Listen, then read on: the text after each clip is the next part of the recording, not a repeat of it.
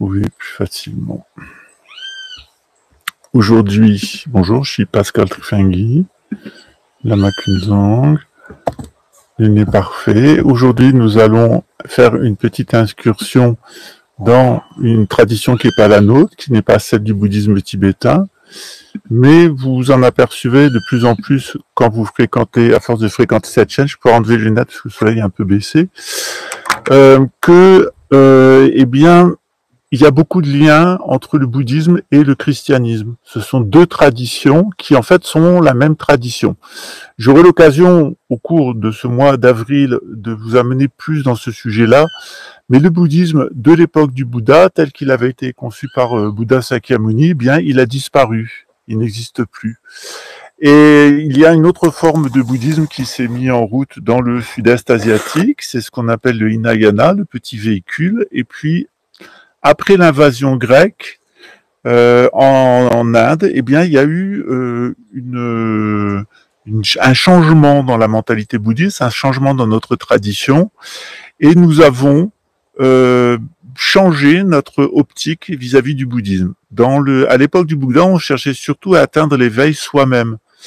Et on rentrait dans la communauté bouddhiste avec des vœux, sexuels ou non, mais en règle générale sexuelle, parce qu'on voulait véritablement ne pas avoir de vie de famille, se consacrer à l'éveil en cette vie, en plusieurs vies même, pour pouvoir atteindre l'éveil et se libérer du cycle des existences. Et puis sous l'influence de l'invasion grecque, le bouddhisme a changé. Et en particulier sous l'influence des Nestoriens. Alors ça, c'est venu plus tard, c'est venu quelques siècles après Jésus-Christ, 2e, 3e, 4e, 5e siècle. 7e siècle, 8e siècle, le bouddhisme a profondément changé, il est devenu le grand véhicule, le Mahayana. Et dans le grand véhicule, il y a un tel rapprochement entre le christianisme et le bouddhisme que, eh bien, la personnalité de Dieu a fini par être revêtue par le Bouddha Amitabha, le Bouddha de l'Ouest, et les deux venues de Jésus correspondent à Avalokiteshvara, donc vous avez sans doute fait l'initiation avec moi, Tianrezi au Tibet, Kwanon au Japon, Kanon, et Kuan Yin en Chine, en Chine.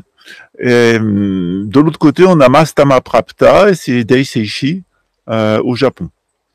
Alors, j'essaye de vous apporter un bouddhisme qui soit le moins coloré culturellement possible. C'est-à-dire qu'on a plusieurs choix, faire le bouddhisme du petit véhicule, avec ses particularités, c'est ces moines en orange. Ensuite, pratiquer le bouddhisme Mahayana, eh bien, c'est ces moines qu'on va trouver qui sont quelquefois qui sont plutôt des prêtres en réalité, parce que beaucoup sont mariés, vivent dans des temples et sont mariés, c'est le cas au Japon. J'ai pas mal d'amis au Japon qui sont des prêtres, alors improprement on les appelle moines, mais ce sont des prêtres, c'est-à-dire qu'ils peuvent être mariés ou non, avoir une vie de famille. Et c'est un peu la même chose dans le bouddhisme tibétain, où le mot de moine est un peu excessif, et on devrait dire plutôt prêtre, voilà.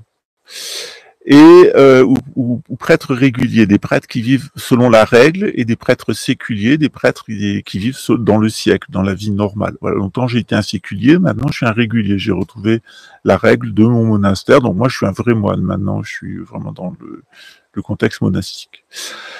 Donc les Nestoriens, ce sont des chrétiens, et vous allez le voir dans une prochaine vidéo, eh bien ils ont tellement influencé le bouddhisme qu'au Japon on a fini par avoir une forme de christianisme complètement bouddhéisée, c'est celle que je pratique, c'est ce qu'on appelle l'amidisme.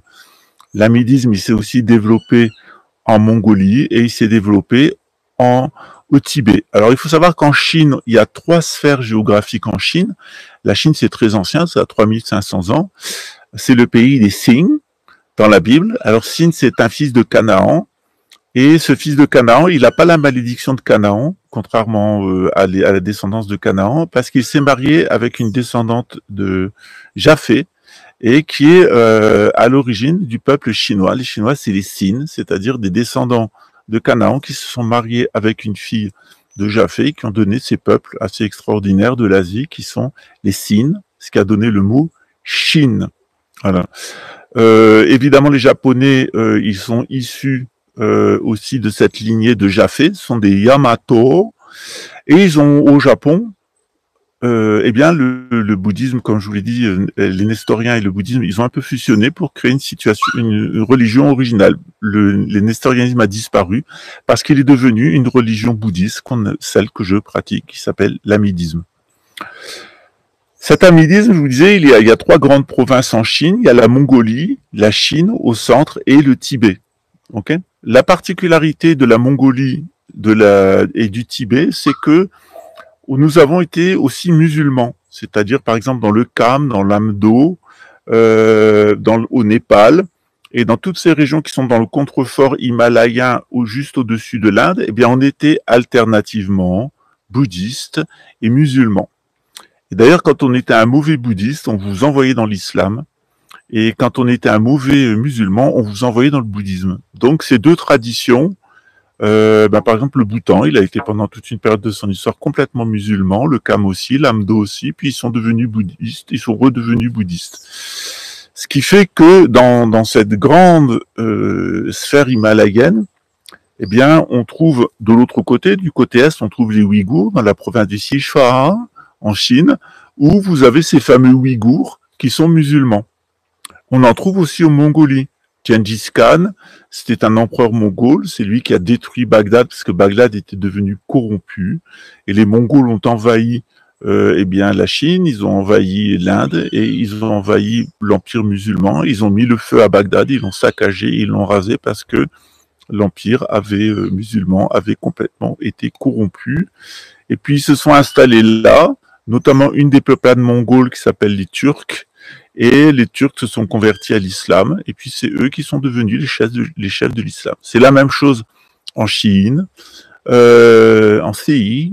Les Mongols sont rentrés en Chine, ils sont devenus empereurs de Chine, et ils ont pratiqué le shinto-bouddhisme, le tao-bouddhisme, le taoïsme et le bouddhisme. C'est une particularité des Mongols, c'est qu'ils envahissent, et puis après ils sont digérés, ils adoptent la religion locale. C'est un peu une particularité d'ailleurs de toutes ces peuplades d'Asie centrale, elles manquent un peu de personnalité.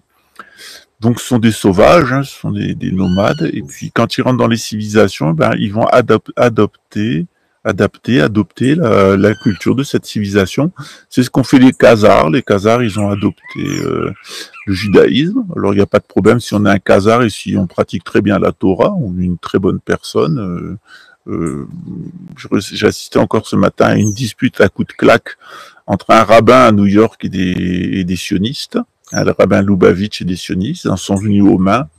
Et le vieux rabbin dit « You are not Jewish. You are not the belongers of the Torah. » Vous n'êtes pas les propriétaires de la Torah. You are Zionist. You are not Jew. You are cultural Jew, but you don't respect the Torah. Vous êtes culturellement juif, mais vous ne respectez pas la Torah. Voilà, c'est-à-dire qu'ils sont retournés à leur ethnicité khazare. Quand on est toutes ces peuplades turco-mongoles, bien, quand elles sont des bons musulmans, des bons juifs, des bons chrétiens aussi, ça pose pas de problème. C'est le cas en Pologne, il y a beaucoup de Khazars qui sont convertis au christianisme. Ça pose pas de problème, ce sont des croyants, ce sont nos frères, quelles que soient leurs origines. On ne tient pas compte des origines ethniques. Dans l'islam, vous vous retrouvez à la Mecque avec des Noirs africains, avec des Noirs, avec des Maghrébins, avec des Arabes, avec des Indonésiens, avec des Russes, avec des Européens, et votre ethnicité ne compte pas du tout. Par contre, quand vous apostasiez, vous allez retourner à votre ethnicité. C'est ce qui s'est passé en Europe. En 1914, l'Angleterre, en 1918, l'Angleterre a perdu la suprématie mondiale, la civilisation anglaise de Grande-Bretagne. Elle est passée à la nation américaine. Et à ce moment-là, il y a eu une transmission à une nation. Et malheureusement, les Anglais ont eu tendance à retourner à leur ethnicité celtique. C'est-à-dire qu'ils ont de plus en plus apostasié le christianisme et ils sont revenus à leur ethnicité celtique. Avec le traité de Versailles, la chrétienté c'est fini. Et la chrétienté est découpée selon les anciennes nations celtiques. C'est-à-dire il y a des Francs, c'est la France. Il y a des Ibères, c'est l'Espagne et le Portugal parce ils sont très très génétiquement arabes. Et puis il y a les Hongrois, il y a les Allemands, il y a les Autrichiens, etc. On est revenu les Belges, on est revenu les Flamands, les Flamsgelenk. On est revenu aux anciennes ethnicités avant le christianisme. C'est pareil dans l'islam. Quand l'islam s'est effondré, l'Empire ottoman s'est effondré, on est retourné à son ethnicité. Et les gens sont redevenus des Égyptiens, des Assyriens, ça s'appelle les Syriens, des Babyloniens, ça s'appelle des Irakiens, des Médo-Perses, ça s'appelle des Iraniens, des Turco-Mongols, ça s'appelle la Turquie, et des anciens Grecs, et des anciens Grecs aussi, des anciens Romains, ça s'appelle le Maghreb en français, et on est retourné à nos ethnicités avant l'islam, avant le christianisme. Eh bien, il s'est passé la même chose à l'époque de Jésus, figurez-vous. Et c'est là où je voulais en venir, et qui va vous faire comprendre le personnage de Jésus, et pourquoi ces prêtres infâmes du temple de Jérusalem, ont souhaité la mort de Jésus. Alors, il y avait deux clans à l'époque de Jésus. Il y avait les pharisiens. Les pharisiens, c'était des bourgeois. C'était des bourgeois qui étaient sous le contrôle d'Hérode. On ne savait pas exactement si c'était le temple ou si c'était le palais qui contrôlait qui. Je vais un peu vous faire un portrait sociopolitique de l'époque de Jésus pour que vous compreniez le personnage de Jésus. Et donc à l'époque de Jésus, il se passe exactement ce qui se passe maintenant pour nous, c'est-à-dire la chrétienté elle a explosé en nation, l'islam a explosé en nation. Et bien à cette époque-là, la Judée elle a explosé en nation. C'est-à-dire qu'il y a les Samaritains d'un côté, il y a les Galiléens, il y a les Judéens, et puis il y a les Moabites, etc. Et donc toute la région, en fait, il y a des Édomites. Et toute la région s'est explosée comme ça en nation antérieure à la judéisation, antérieure à l'Empire de Judée. Alors à cette époque-là, qui contrôle? Eh bien, Hérode, la dynastie des Hérodes, il y en a eu 3, il me semble, si j'ai bonne mémoire, eh bien ce sont des Édomites. Ce ne sont pas des Juifs, ce sont des Édomites.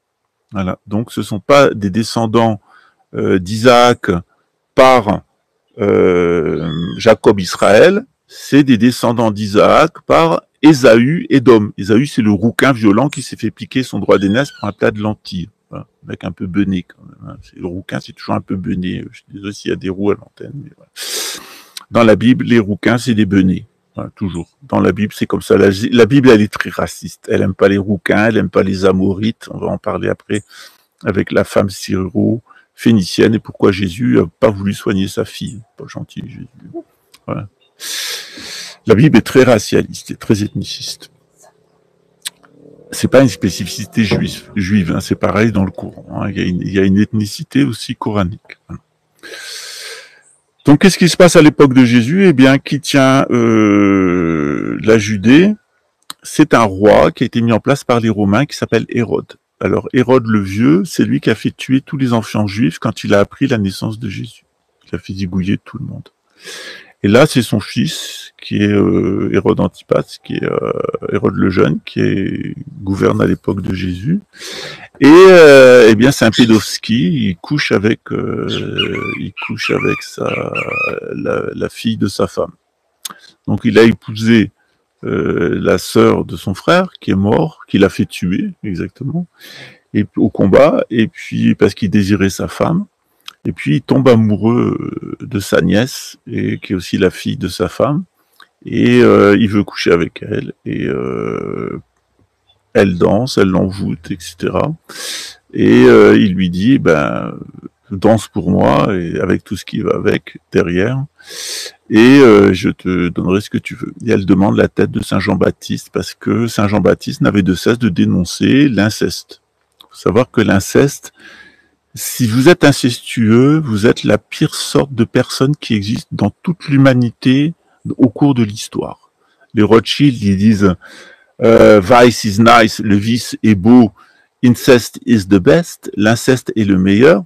Vous savez qu'en France, on soupçonne notre président d'être le fils incestueux d'Élie Rothschild et de sa fille, sans doute Elisabeth.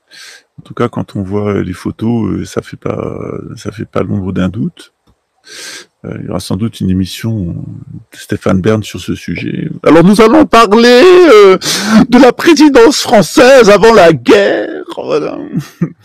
Alors était-il ou n'était-il pas? Voilà. Alors c'est vraiment un sujet polémique. C'est un sujet qui est beaucoup plus polémique et qui a beaucoup plus de véracité que le sujet Jean-Michel, qui pourrait être en réalité un contre-feu qui avait été déjà fait pour Obama, puisqu'il y a des doutes aussi sur la légitimité d'Obama, et encore plus sur Bill Clinton, parce que Bill Clinton, on en est sûr. Voilà, voilà, c'est public. Voilà. Alors c'est toujours un peu inquiétant quand ces gens-là mettent au pouvoir des membres de leur famille. La dernière fois, ça nous a valu Adolf Hitler, Rothschild, donc c'est toujours un petit peu inquiétant. Et donc c'est un peu ce qui se passe à l'époque de Jésus. À l'époque de Jésus, on a au pouvoir des Édomites, qui se disent juifs, et qui ont aussi un lien avec les Cananéens. Les Cananéens, c'est les ancêtres des Khazars, c'est des Amorites. Donc on a au pouvoir, en Judée, eh bien, des Amorites en réalité, Hérode, qui collabore avec les Romains. Et au temple, c'est la même chose. C'est-à-dire qu'au temple, il y a deux castes. Il y a la caste de la noblesse traditionnelle, c'est les Sadducéens. Ils aiment bien le côté ésotérique, etc. Ils croient pas dans la résurrection. Ils soutiennent les Esséniens, qui sont des puristes, qui sentent très bien qu'on arrive à la fin d'une époque. Hein. Il y a vraiment un millénarisme essénien. Les Esséniens ont disparu totalement de la surface de cette planète. Si quelqu'un vous dit qu'il est essénien ou qu'il vous raconte des salades d'esséniens, c'est du New Age. C'est pas les vrais Esséniens parce qu'ils n'existent plus. La tradition s'est éteinte. Voilà. Et il y a les pharisiens, donc, qui sont les partisans des Édomites, qui sont des bourgeois et qui, eux, ont codifié tous les usages juifs et qui tiennent tout à la même hauteur. C'est-à-dire que ça soit la Torah, que ça soit le Talmud, que ça soit les interprétations, les règles humaines, pour eux, est pareil. C'est-à-dire, tu ne tueras point dans les 10 commandements de Moïse, par exemple, et tu te laveras les mains avant d'aller manger. Pour eux, c'est exactement la même règle. C'est des règles divines. Or, non. L'usage de se laver les mains, c'est un usage profane, qui est conseillé médicalement, mais qui n'est pas un usage sacré. Or, on le reprochera à Jésus. On dira, dis donc, t'es gougnafier d'apôtres que tu allais recruter dans toutes les basses classes de la société où il y a très peu de juifs, en réalité. Si, il y a Jacques, il y a André, le frère de Pierre, qui lui est un vrai juif, qui se comporte comme un juif. Pierre, lui, il se comporte pas tellement comme un juif, hein, il est pêcheur. Déjà, pour les juifs, être pêcheur, c'est pas une promotion sociale. Hein. Voilà. Normalement, les juifs ne mangent pas de poisson. Et donc, on dit à Jésus, dis donc, tes apôtres autour, c'est la cour des miracles. Hein. Puis alors, les femmes qu'il y a autour de toi, Marie Magdala, les gens qu'il y a autour de toi, des gens que tu as guéris alors qu'ils étaient dans le péché, tu les as guéris. Donc c'est que des anciens pécheurs, leurs parents étaient des pécheurs, c'est pour ça qu'ils étaient malades, tu les soignes, après toute cette clique te suit, tu rentres dans le temple et tu viens nous menacer.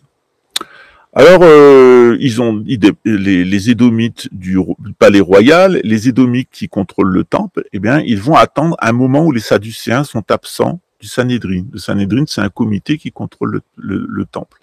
Et à ce moment-là, il y a beaucoup de Sadducéens qui sont pas là. Et ils vont profiter de cet épisode-là avec le grand prêtre de l'année précédente, Caïphe, pour, eh bien, régler son compte à Jésus. Donc, ils l'arrêtent dans les conditions que vous savez, c'était dans la nuit de jeudi à vendredi dernier. Et puis, ils vont d'abord l'amener chez Caïphe, après, ils vont l'amener chez Hérode, puis après, ils vont le ramener au temple, et après, ils vont l'amener chez Ponce Pilate, qui est très connu pour les pierres ponces. C'était pour voir si vous suiviez. Maintenant, c'est comme les œufs durs. Voilà. J'adore vous faire des tests comme ça. Voilà, c'est pour vous réveiller. Voilà, vous ne laissez pas bercer par le rythme. Et donc, il l'amène chez chez Hérode, puis il le ramène au temple, puis il l'amène chez Ponce Pilate, qui est le procureur des Romains. Et sa femme, elle est comme toutes les femmes romaines de cette époque-là, elle fait du New Age. Et une de ses servantes est chrétienne et l'avertit, et la femme de Ponce Pilate a des rêves, et elle dit à Ponce Pilate, te mêle pas de cette histoire de Jésus, ça va nous apporter la shkoumoun. Et qu'est-ce qui se passe? Eh bien, Ponce Pilate fait tout pour libérer Jésus. Et à un moment, il se retrouve vraiment coincé, il sait pas quoi faire, il va se laver les mains. Et il dit, eh bien, écoutez, il y a un usage, c'est que le procureur romain remet en liberté pour la Pessah, pour la Pâque, tous les ans, un prisonnier. Et eh bien, j'en ai 2 sous la main qui sont condamnés à mort. Le Jésus, le Nazaréen, et puis le Bar Abbas. Alors, c'est un peu un nom flûté, Bar Abbas, parce que ça veut dire le Bar Abbas, ça veut dire le fils du père, Ben Abbas, le fils du père. Alors, c'est un nationaliste, il a tué plusieurs Romains, etc. C'est un criminel, il a attenté à l'ordre, hein, et vraiment, c'est un très grand criminel. Jésus, lui, n'a absolument rien fait, et c'est pas un grand criminel. Donc, on les met face à la foule. Et face à la foule, on leur dit, ben, qui voulez-vous? Est-ce que vous voulez Jésus le Nazaréen, le roi des Juifs, dit Ponce Pilate, qui a tout à fait compris à qui il avait affaire. En réalité, il avait très bien compris qu'il était face à un descendant du roi Salomon par sa mère, par Marie, et que il avait véritablement quelqu'un qui avait la légitimité pour être roi des Juifs. Et où est-ce que vous voulez le nationaliste? Et alors, au lieu de choisir le roi Louis XVI, si vous préférez, ils ont choisi Robespierre. C'est exactement. Ils ont choisi un nationaliste républicain plutôt qu'un royaliste qui était hérité de la couronne, comme Jésus. Et alors, qu'est-ce qui s'est passé? Jésus a été condamné parce que c'est la foule qui l'a voulu. Donc, quand on dit que c'est les Juifs qui ont provoqué la mort de Jésus, non. Ni le palais, ni le temple, ni les Romains. Qui a voulu la mort de Jésus? C'est le peuple cosmopolite de Jérusalem. C'est la populace. Alors souvent, je me fâche un petit peu avec mes étudiants parce que ils disent oui, mais la souveraineté, elle est au peuple. Le peuple exerce sa souveraineté, et puis un jour, on va élire quelqu'un qui sera bien et qui sera pour le peuple. Ça n'a jamais existé, ça n'existera jamais. Parce que le peuple, il va élire quelqu'un qui lui ressemble. Et le peuple, quand vous prenez 1000 personnes, que vous le mettez dans un amphithéâtre, si vous demandez des chirurgiens, vous allez en avoir 3. Si vous demandez des médecins, vous en allez avoir une quinzaine, des infirmières une trentaine, des plombiers une dizaine, et ainsi de suite. C'est-à-dire que les gens vraiment qualifiés, c'est une minorité. La plupart des gens, ils savent rien faire de particulier ou ils sont compétents dans un autre domaine. Donc de croire que le peuple, il est compétent parce qu'il est collectif pour déterminer qui sera le dirigeant, c'est faux. On va choisir quelqu'un qui est le représentant du peuple, c'est-à-dire un incompétent dans pratiquement tous les domaines. Voilà. Le seul domaine où il sera spécialiste, c'est le populisme, la manipulation. Et c'est pour ça qu'on est dans cette situation. Et cette situation, elle est d'autant plus grave que dans l'univers, dans le cosmos, il fonctionne des lois, il y a 12 grandes lois, et une des lois, c'est la loi de rétribution. C'est-à-dire que quand on fait quelque chose, on en récolte le fruit. Eh bien, quand vous votez pour quelqu'un, vous allez lui donner un mandat en blanc, et en fait, c'est le peuple qui gouverne la France, à travers un incompétent, un escroc, un vendu, un bandit, un fils Roro, tout ce que vous voulez, un Hitler, un Staline, etc. Sauf que c'est vous qui avez la responsabilité parce que vous lui avez fait un chèque en blanc. Alors pour beaucoup de gens, c'est des chèques en bois, c'est clair, c'est des pauvres gens, mais pour les classes moyennes, non. Voilà. Et donc, si vous êtes dans la merde où vous êtes au quotidien, c'est à cause de la loi de rétribution. Et la loi de rétribution, elle vous sanctionne de voter. Ça veut dire qu'on peut voter au niveau local, parce qu'on connaît les gens, on peut leur donner un mandat, on peut voter au municipal, on peut voter au cantonal aussi, c'est très bien, ça va au Sénat, mais il faut pas voter pour les députés et l'Assemblée nationale, et il faut pas voter pour les présidentielles. Voilà. Parce que sinon, vous aurez la rétribution des actes du crétin que vous avez mis au pouvoir, qui sera forcément un incompétent, un séducteur, un vendu, un corrompu, etc. Voilà. C'est-à-dire que quand on compte le nombre de présidents idiots qu'on a eu sous les différentes républiques françaises et quand on compte le nombre de rois idiots, on a dû à peu près 3 rois qui étaient des incompétents. Mais en règle générale, il y avait de bonnes reines ou il y avait de bons gouverneurs et puis on les faisait passer un peu vite de vie à trépas. Alors la République, ils nous ont tout fait. Hein. Voilà. En règle générale, c'est des gens qui sont vendus au grand capital, en particulier au grand capital de Londres, et on a eu que ça. Voilà. Donc c'est un peu ce qui se passe aussi à l'époque de Jésus. Les gens dans le temple et au palais, on a une bande de pédos-narcos. C'est les mêmes. Voilà. Hérode, c'est un pédophile, c'est clair. Ça, la gamine, elle doit avoir 11 ou 12 ans, 13 ans.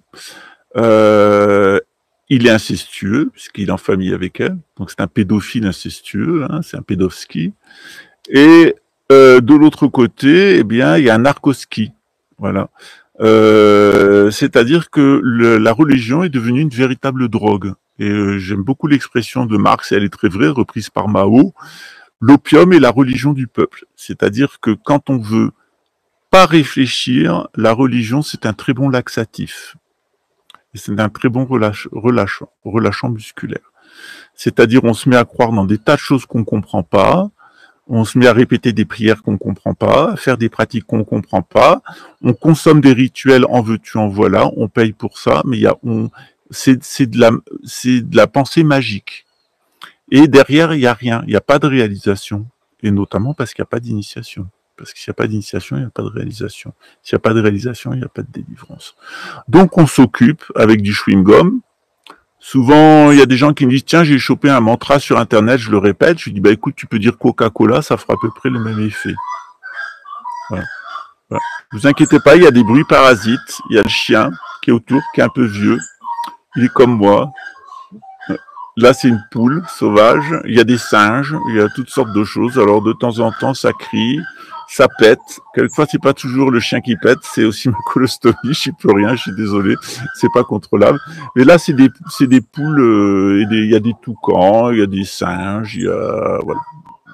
On est en pleine faune. Il y a des migales aussi. Vous vous réveillez le matin, vous avez une migale non venimeuse sur le lit. C'est assez sympa. Notre mirguling, voilà, il est assez sympa de ce côté-là. On est vraiment dans la brousse. Voilà. Et on est à 15 minutes du centre de Brasilia. Voilà. Ça, c'est une des particularités. Donc, à l'époque de Jésus, on est un peu comme l'époque actuelle, où on a des pédophiles et des drogués. La société, c'est une pédosociété sur le modèle grec, avec véritablement de la pédophilie et de l'inceste, et il y a du narcotrafic. Et à l'époque, toutes les drogues sont utilisées, y compris le chanvre, c'est-à-dire le cannabis. Les Romains étaient des grands consommateurs de drogue.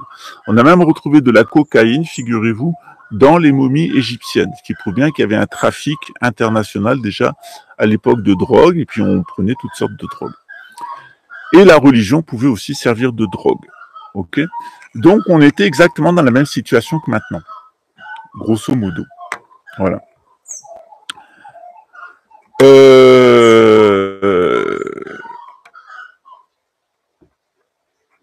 Jésus, lui, il arrive à cette époque-là et les gens sont malades. Parce qu'une société comme ça, où se pratique la pédophilie, où les gens se droguent, où la religion est devenue un amusement et une source de commerce, et une superstition, où on va à la recherche d'initiation New Age, parce que c'est ça l'Empire romain.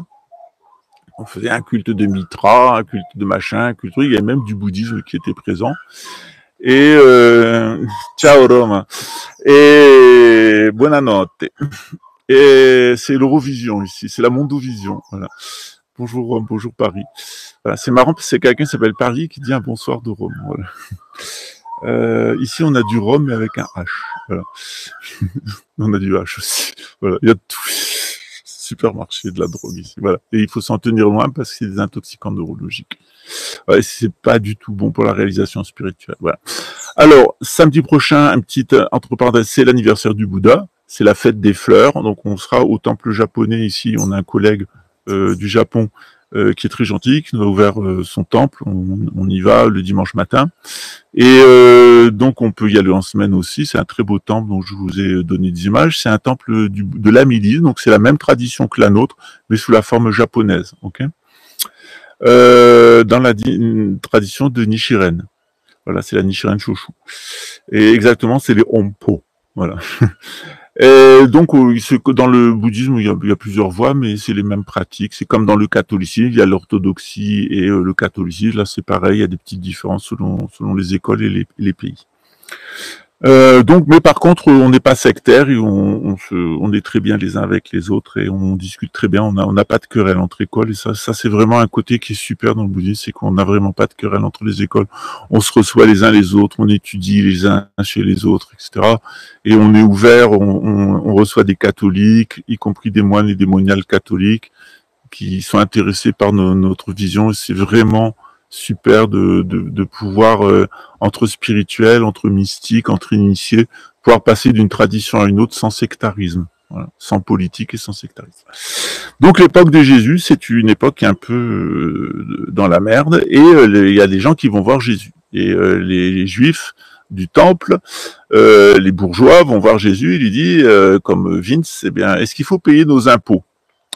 Alors Jésus, il sait que c'est un piège. Et il sait très bien que normalement, on ne doit pas payer l'impôt à César, on doit payer l'impôt à Hérode.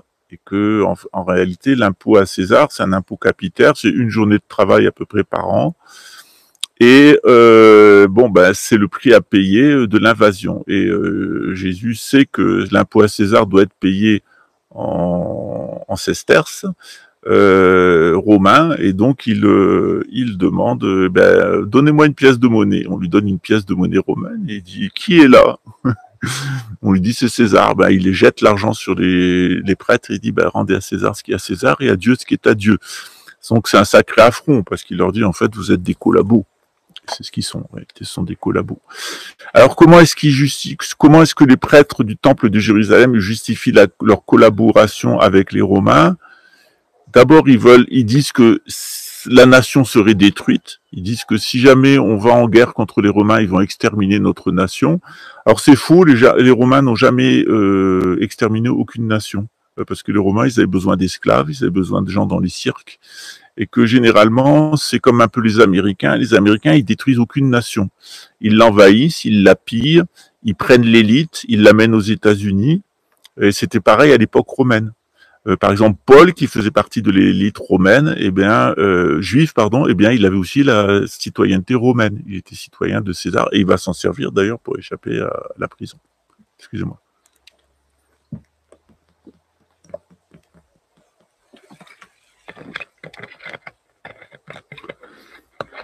Et donc Jésus, il est dans un contexte qui ressemble beaucoup à notre époque, où on se pose des questions. Bella Rome, est-ce qu'on doit payer les impôts?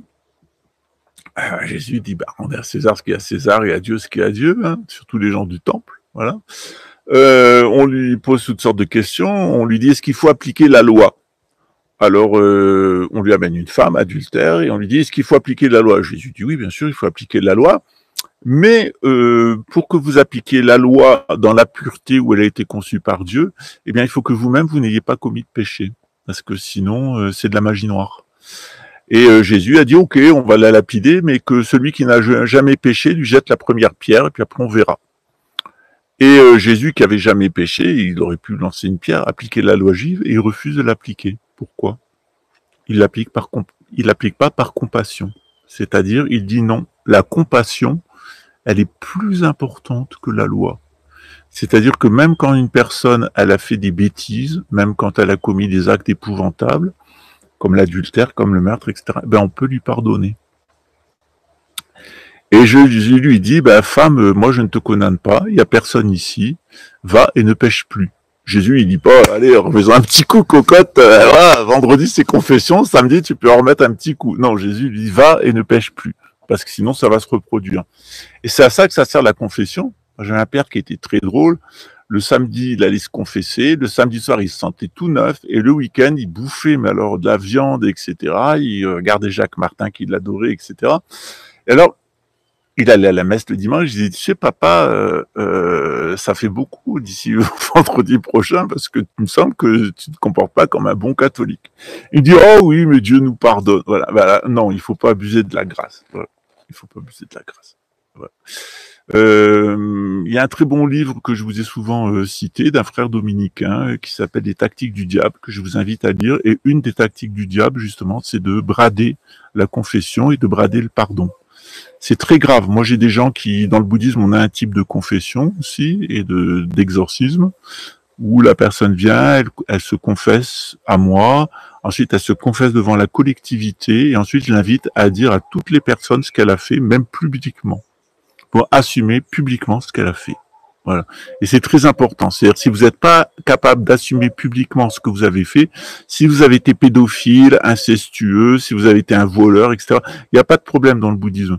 Mais il faut le dire à son lama, prendre la ferme résolution de plus le faire et le dire publiquement. Parce que si vous continuez à le cacher aux gens, vous le trompez. Il faut être clair sur son passé. Voilà. Bon, il y a des tas de trucs qui se disent sur mon passé, il y a des trucs que j'ai fait dans le passé, des trucs que j'ai pas fait. Moi, j'ai de la chance, on m'accuse toujours de ce que j'ai pas fait. Alors ça, pour moi, c'est une grande chance. Si vous le voyez sur Internet, c'est sûr que je l'ai pas fait. Voilà. Par contre, il y a des trucs que j'ai fait qui étaient pas cool. Quand j'étais jeune, j'ai piqué dans des magasins. Quand j'étais ado, j'ai menti à mes parents. J'ai tapé du fric dans le porte-monnaie de mes parents. Bon, voilà, hein, j'ai fait des conneries d'adulte. J'ai fait des conneries d'enfants, d'adolescents, et j'ai fait des conneries d'adultes aussi. Ça m'est arrivé une fois, j'avais besoin d'un crédit, j'ai fait un faux en écriture. Voilà, bon, c'était il y a longtemps, il y a 40 ans maintenant, mais je l'ai fait et je l'assume et je le dis. Voilà. Et je le dis publiquement. J'ai pris la ferme résolution de plus le faire parce que c'est pas une bonne chose et il faut pas faire ce genre de choses. Par ce moment, il y a quelqu'un qui avoue ce qu'il a fait dans le passé et qui vous dit voilà j'ai fait ça dans le passé, j'ai fait des conneries, je les assume complètement, j'ai pris la ferme résolution de pas recommencer, ben c'est parfait. Ouais Mario, Maria, eh ben ouais c'est comme ça, ça arrive. Toutes les personnes qui sont ici, qui d'entre vous n'a jamais imité la signature de ses parents pour sécher le sport ou l'école, franchement. Voilà. Comme disait Tabata, qui était experte dans la question, on braque pas une banque le premier jour. Hein. Voilà. Ok. Donc tous, on a fait ce genre de petites conneries. Eh bien, on les confesse aux personnes à qui on l'a fait. On propose de réparer. Si la personne vous absout, ben, tant mieux. Et puis, bah, voilà, moi je suis allé voir la banque en question et on m'a dit bon non mais c'est pas grave, y a pas de souci, ça a été payé, t'avais une caution, etc. Ça en reste là. Voilà. Et tant mieux. Et je l'ai plus jamais refait. Voilà. Bah, c'est comme ça, c'est la vie, c'est tout le monde fait des erreurs. Et c'est ce que dit Jésus. Jésus dit que celui qui n'a jamais péché lui jette la première pierre. Donc Jésus, il accueille tous les pécheurs, il les guérit et il leur dit surtout tu recommences pas, parce que sinon tu vas te retrouver dans la même merde. Voilà. Et il y a deux exceptions. Et on a mis 35 minutes pour y arriver, mais il y a deux exceptions. Voilà. Il y a deux exceptions. Un jour, il y a une femme qui vient voir Jésus, c'est une syrio-phénicienne. Alors, je vous expliquerai ce que c'est une syrio-phénicienne. Et elle dit, Jésus, ma fille est possédée par un esprit impur et viens la guérir à la maison. Et Jésus lui dit, je suis venu pour les enfants d'Abraham, je suis pas venu pour les chiens. Voilà. Et la dame lui dit, mais oui, mais même les petits chiens, et c'est que seulement les enfants d'Abraham qui sont invités au mariage et au repas de l'époux, le repas de l'agneau. Et la femme lui dit, oui, mais les petits chiens, quand ils sont sous la table, ils mangent les miettes. Et Jésus lui dit, comme ta foi est grande, femme, et il guérit, rentre chez toi, ta fille est sauvée. Mais Jésus commence par lui dire non. Et il la traite de chienne. Et sa fille de petite chienne. Alors pourquoi est-ce que Jésus traite ces syro-phéniciens de chiennes, de chiens? Surtout là, c'est des femmes. Donc c'est surtout les femmes qui sont traitées de chiennes. Autre chose, Jésus rentre dans le temple de Jérusalem et puis il va prendre des cordes, il va en faire un espèce de câble, en fait il en fait une matraque et il va renverser les tables de change des changeurs et des prêteurs sur gage et il les fout en dehors du temple et il leur dit vous avez fait de la maison de mon père une maison de bandits et de voleurs. Voilà. Et il les frappe, hein. Il fait pas seulement que de foutre tout par terre, il les matraque. Voilà. Alors comment ça se fait que Jésus refuse de soigner une femme en traitant de chienne, et comment ça se fait que Jésus matraque des banquiers? Voilà. Et c'est une question qu'on doit se poser. C'est une question qui est très importante par rapport à la situation que nous vivions actuellement. C'est-à-dire que puisqu'on est exactement dans une situation qui est comparable à celle de Jésus, qui sont les chiennes et qui sont les marchands du temple. Voilà. Alors, les marchands du temple, en règle générale, c'est pas très difficile à trouver, les marchands du temple. Eh bien, c'est les gens qui pratiquent l'usure, c'est-à-dire c'est les gens qui pratiquent le crédit avec un taux d'intérêt. Voilà. Et qui gagnent de l'argent avec le change et qui gagnent de l'argent en faisant des prêts avec un intérêt. Alors, dans le judaïsme et dans le christianisme au Moyen-Âge, on n'interdit pas de faire un prêt à quelqu'un et on ne lui interdit pas on n'interdit pas que si jamais il y a une personne qui fait défaut, c'est d'autres personnes qui payent. C'est-à-dire que quand quelqu'un emprunte, il n'emprunte jamais tout seul.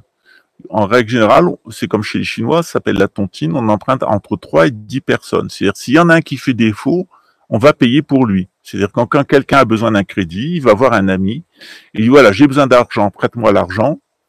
Et puis si j'arrive pas à payer, c'est un tel qui va payer pour moi, et les gens sont d'accord et ils signent. Une autre méthode, C'est de dire, voilà, je vais prêter beaucoup d'argent, mais je vais prendre un petit taux d'intérêt qui correspond au risque. Voilà, juste au risque. Et je ferai aucun bénéfice, c'est juste l'argent du risque. Et donc, je prends un peu plus. C'est ce qui se passait au Moyen-Âge. Il y avait des prêts avec intérêt qui correspondaient au risque. Où ça devient un crime, dans le cadre du monothéisme, et du bouddhisme aussi, parce que l'usure est interdite dans le bouddhisme aussi, c'est quand on a un loyer de l'argent. Quand il y a un loyer. Voilà. Et c'est là où ça coince. Et c'est ce qui se passait, c'est pour ça que Jésus a matraqué. Donc maintenant, vous savez très bien qui vit de la spéculation et qui fait payer un loyer à l'argent. Voilà.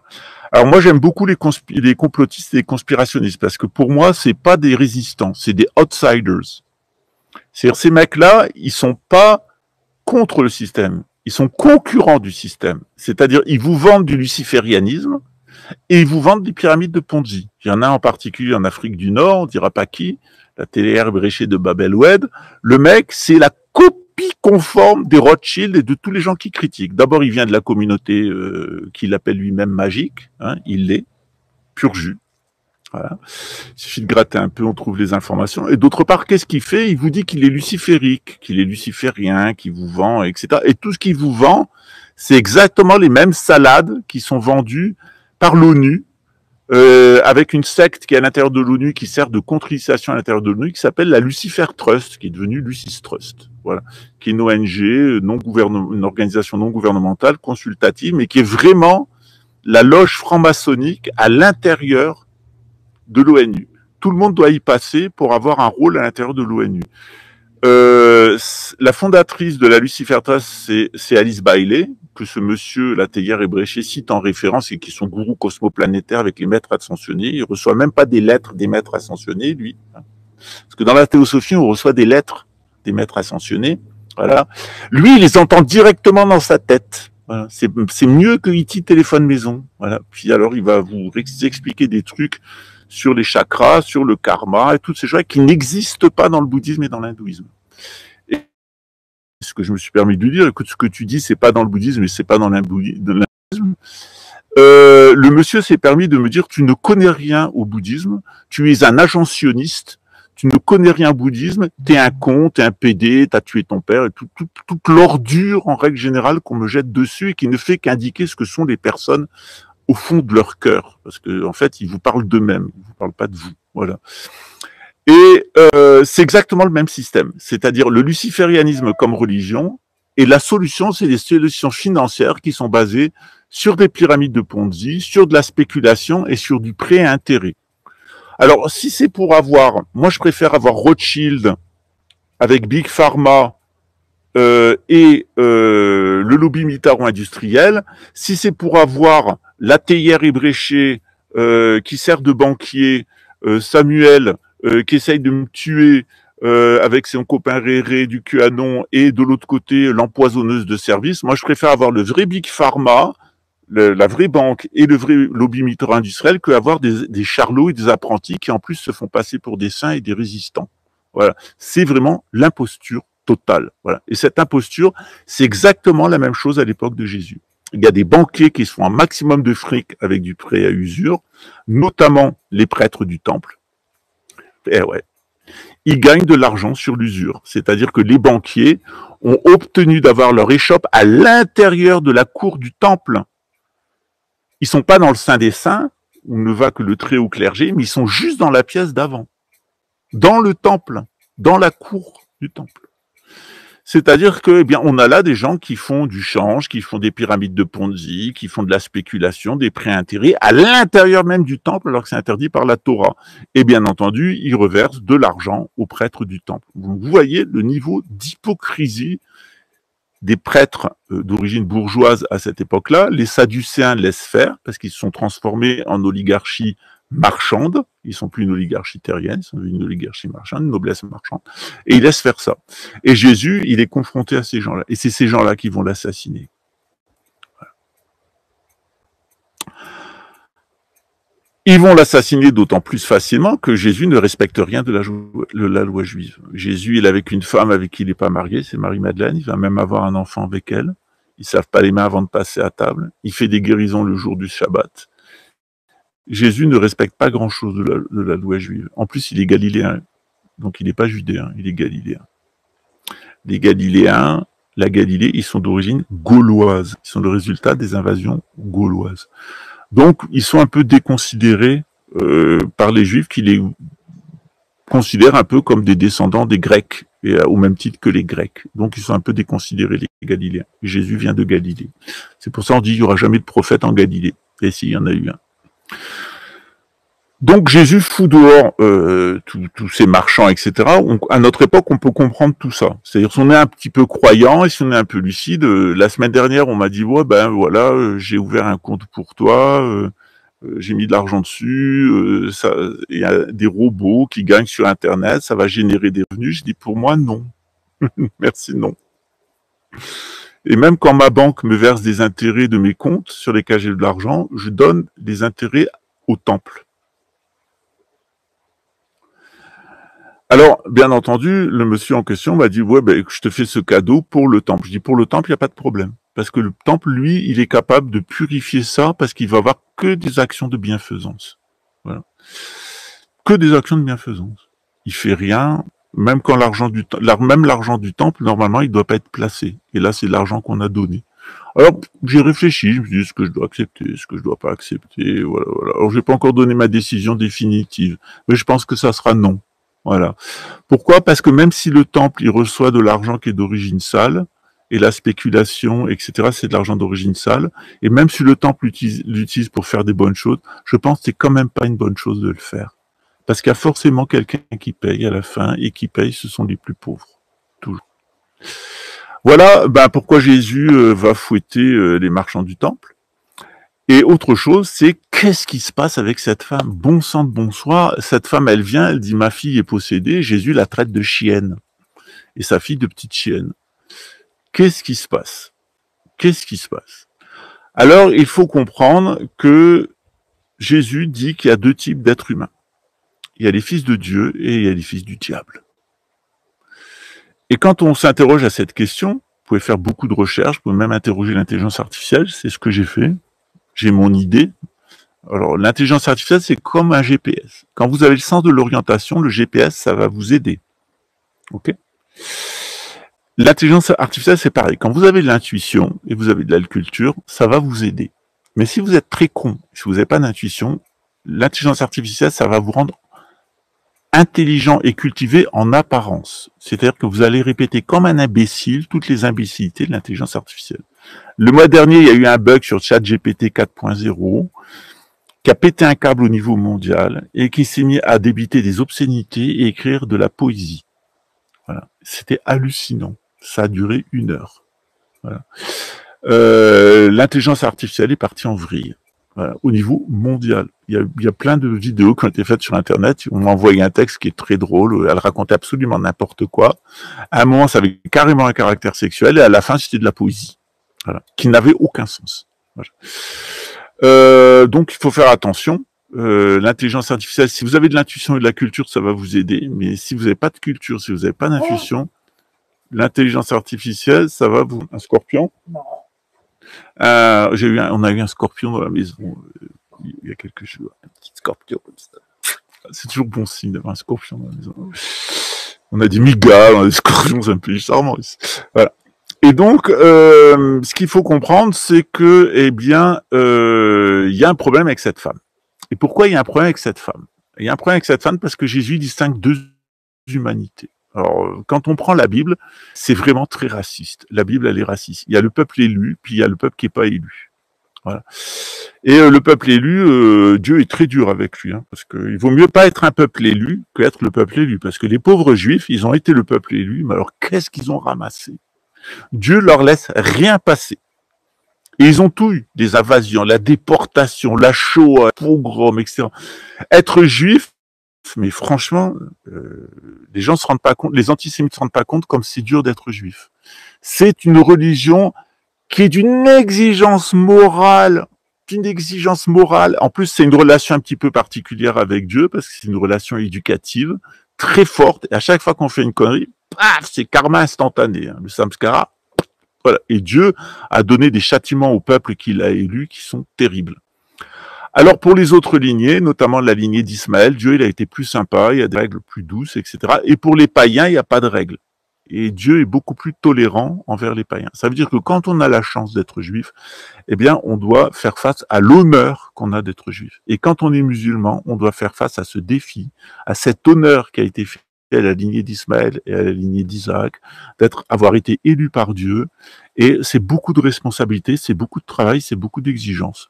Les païens, les gens qui sont dans les religions amoindries, le bouddhisme c'est aussi une religion amoindrie vis-à-vis du monothéisme, hein, l'unicité divine elle est moins rappelée dans le bouddhisme, on est plus dans le panthéisme, eh bien Dieu est plus indulgent avec nous. Voilà. Par contre, les juifs et les musulmans, regardez tout ce qu'ils ont subi, c'est terrible. Les juifs, c'est horrible ce qu'ont vécu les juifs, et les musulmans, ça a commencé pour eux maintenant. Les chrétiens, ça a été terrible ce qu'ils ont vécu avec la Révolution française, les guerres mondiales, etc. Aucun peuple n'a vécu. Les descendants d'Abraham, Dieu est d'une très très grande sévérité envers eux, et il est très exigeant. Pourquoi? Parce qu'ils reçoivent beaucoup.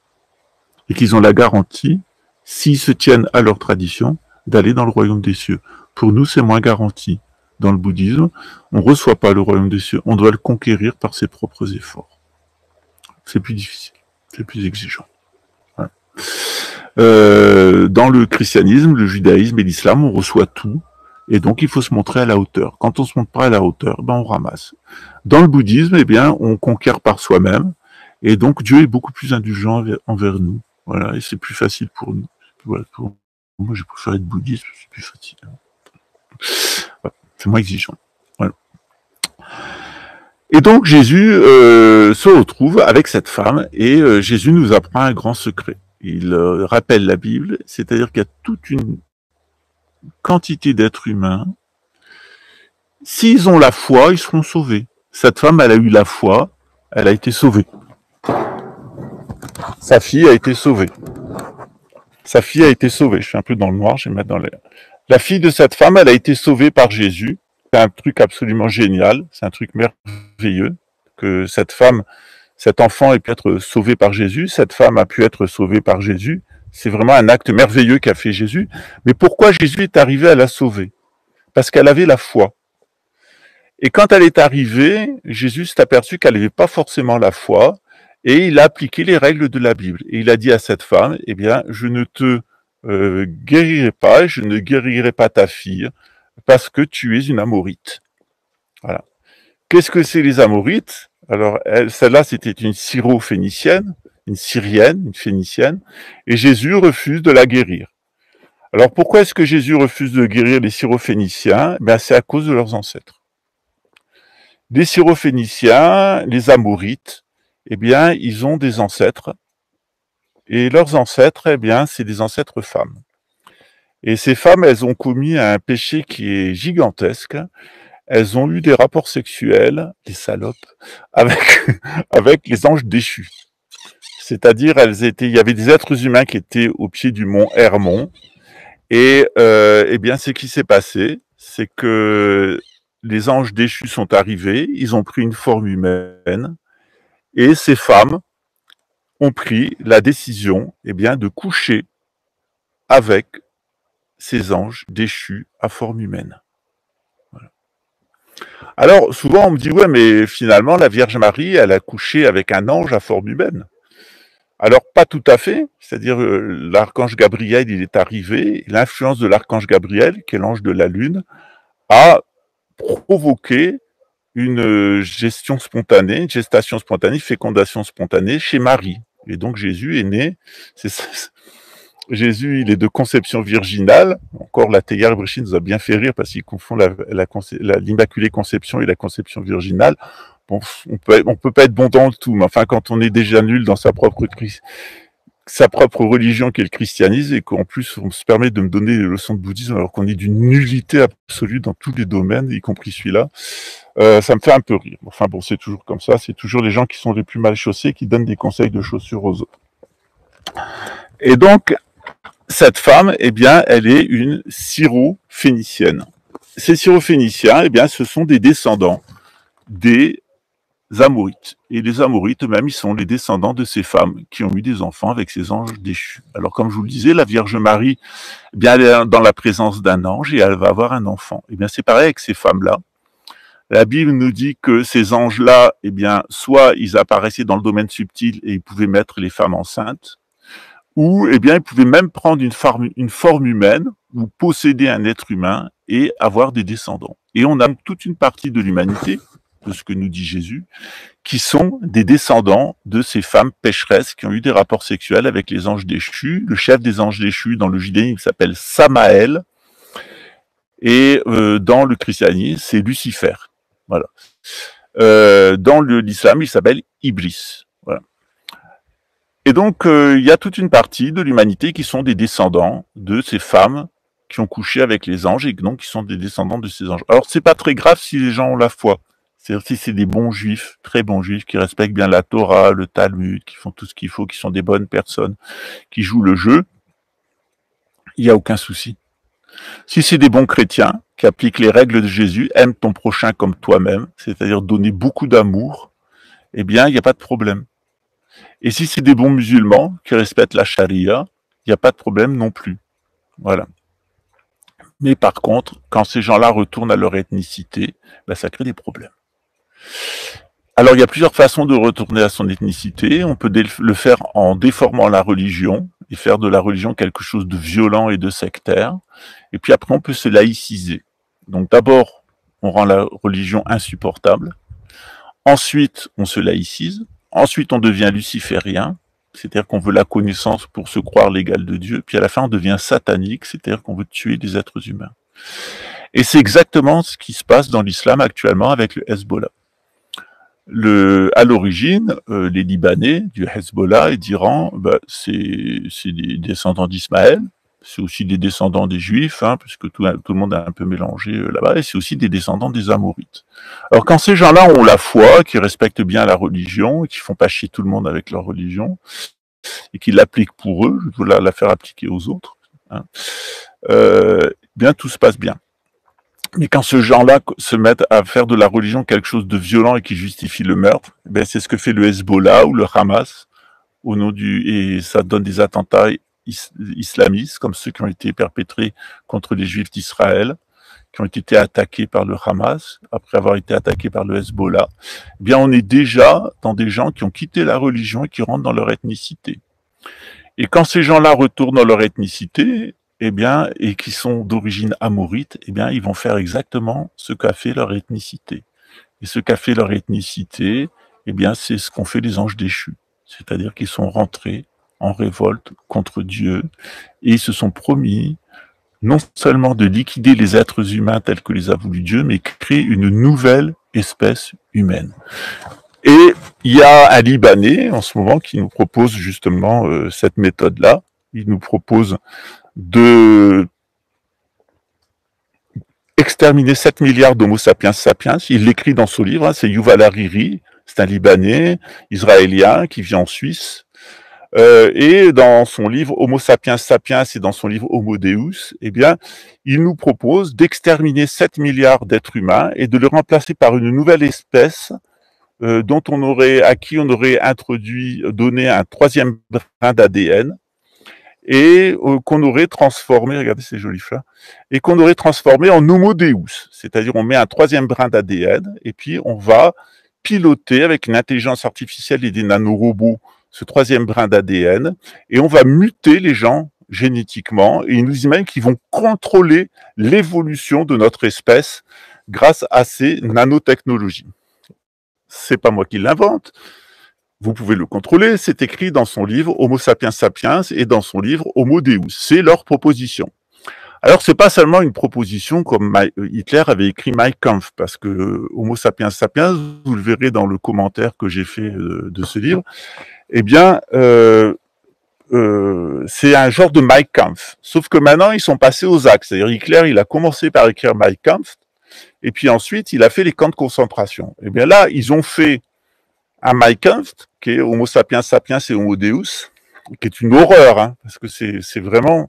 Lisez-les, et je lirai le commentaire en ligne, et les personnes qui m'ont soutenu quand j'étais en prison, je vous aurai un exemplaire imprimé dédicacé, qui vous sera dédié. Votre nom apparaîtra sur le livre en remerciement, votre prénom.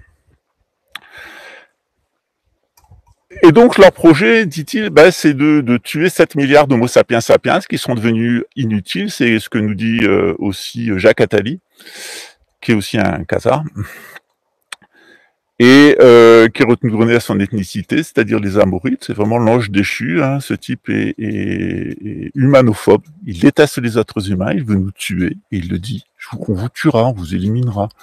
Et on vous remplacera par une nouvelle espèce qui est l'Homo Deus. Alors l'Homo Deus est une créature dans laquelle on a introduit un troisième brin d'ADN synthétique et avec des nanorobots qui sont sous le contrôle d'une intelligence artificielle et qui va en réalité contrôler nos mutations génétiques et le fonctionnement chimique de notre corps. Alors il y a des gens qui me disent ça marchera jamais.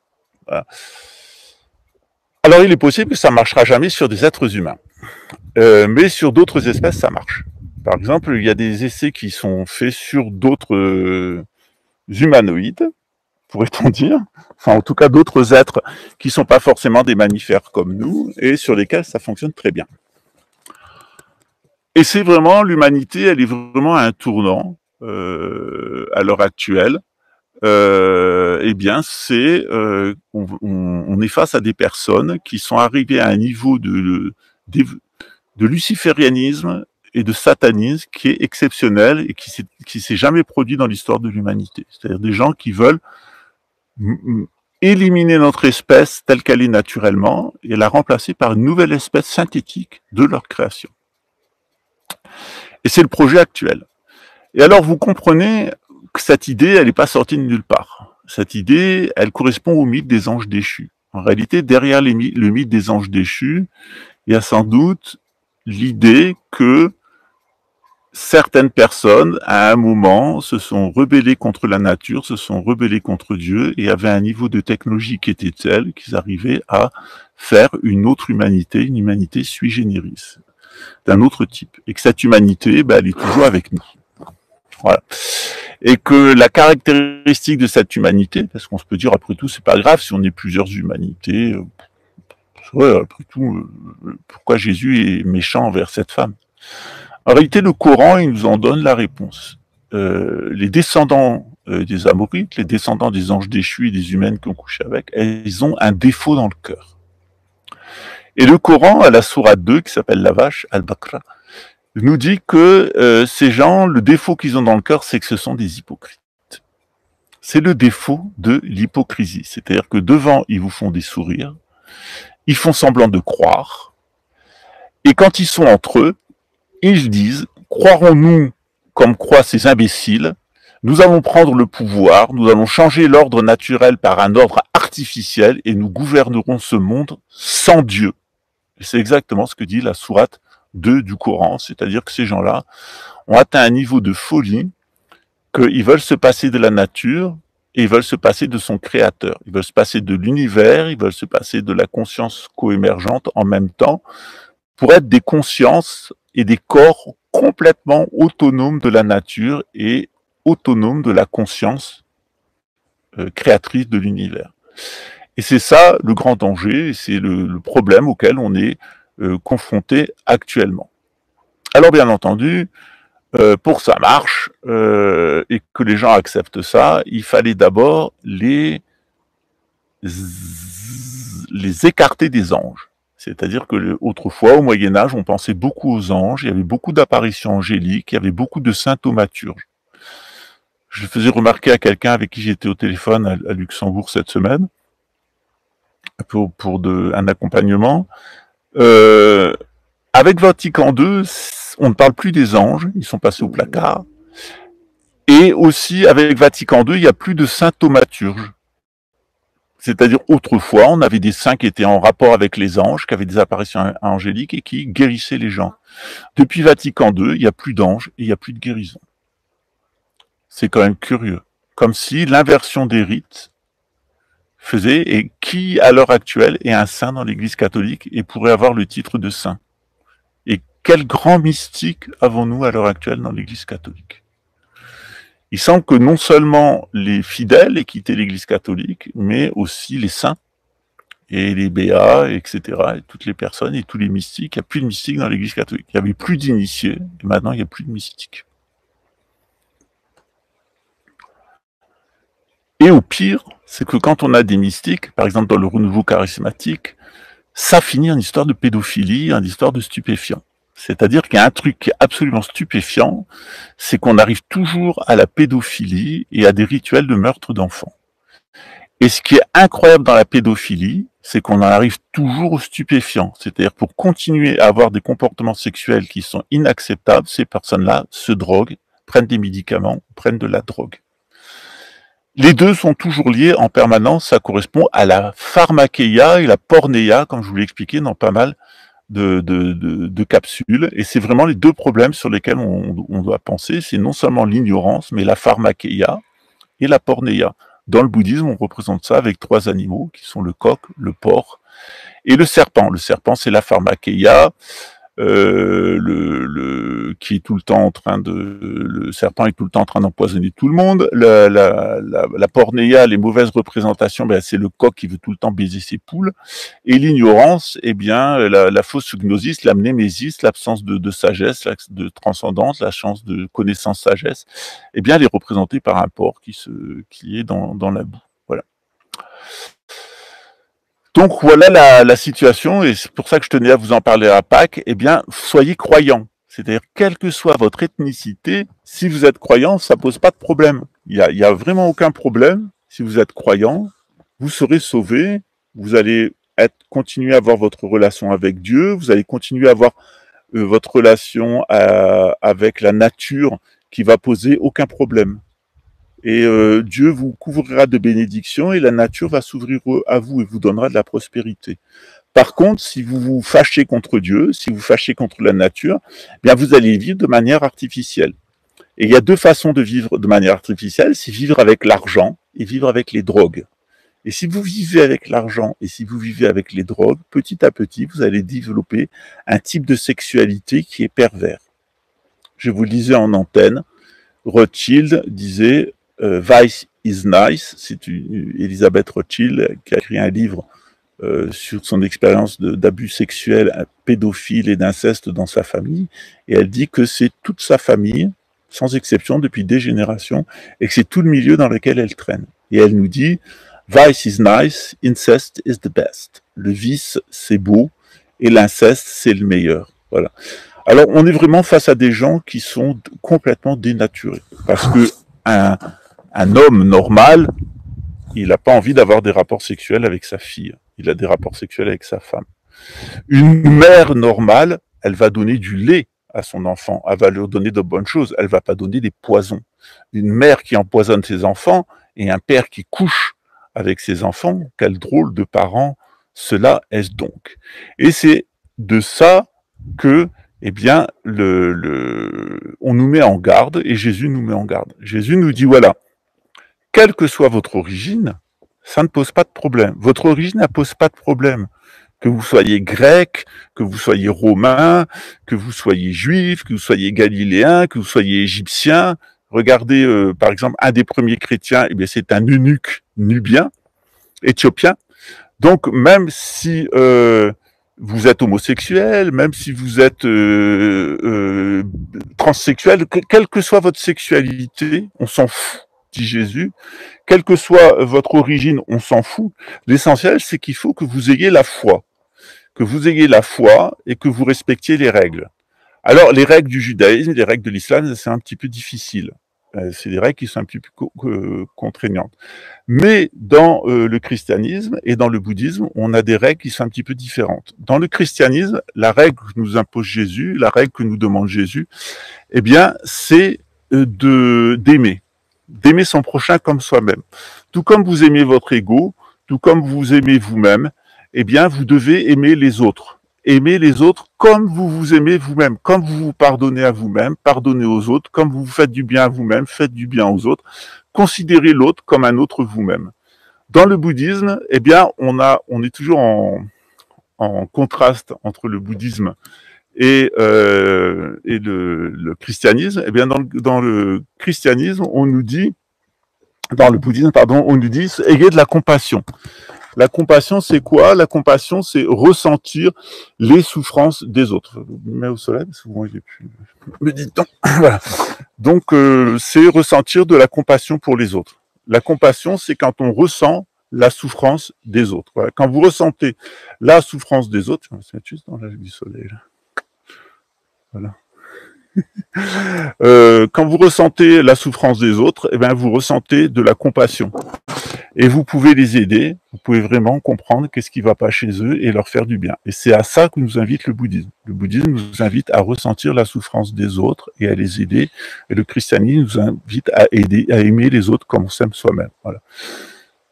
Les deux attitudes de Jésus, je viens de vous expliquer, contre cette femme amorite, qui est retournée à son ethnicité et donc qui avait aucune religion, elle pratiquait la magie en réalité, hein, voilà, et la sorcellerie, c'était une sorcière, et Jésus la renvoie à ses pratiques de sorcière. Et les marchands du temple, eh bien, c'est des gens qui sont retournés aux pratiques de l'usure et de l'asservissement par l'argent. Voilà.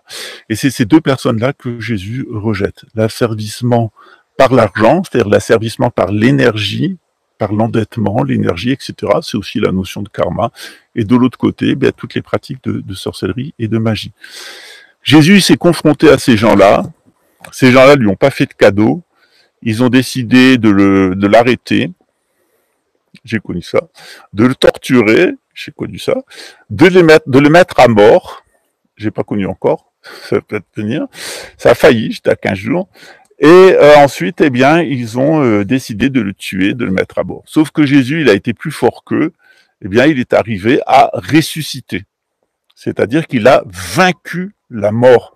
Demain, c'est un événement extraordinaire dans l'histoire de l'humanité que nous allons fêter ensemble. Parce que moi, je fête les fêtes avec les juifs, je fête les fêtes avec les musulmans, avec les chrétiens, avec les bouddhistes, avec les hindous. Quand on a eu l'initiation, quand on a accès à l'ésotérisme, on s'aperçoit que dans toutes les religions, c'est exactement la même vérité. On peut pratiquer toutes les religions, mais on ne les mélange pas. Et on ne fabrique pas une religion unique, nouvelle, exactement ce que veulent faire les lucifériens et les satanistes, c'est créer une fausse religion unique, qui sera évidemment dédiée à Lucifer, et au final qui sera satanique. C'est qu'une question de temps pour qu'il lâche le morceau. Donc demain, c'est un jour extraordinaire, pas seulement pour les chrétiens, mais pour toute l'humanité. On a un être humain qui a été juste, bon, qui est le fruit de la présence d'un ange, qui est une conception immaculée, née d'une immaculée conception.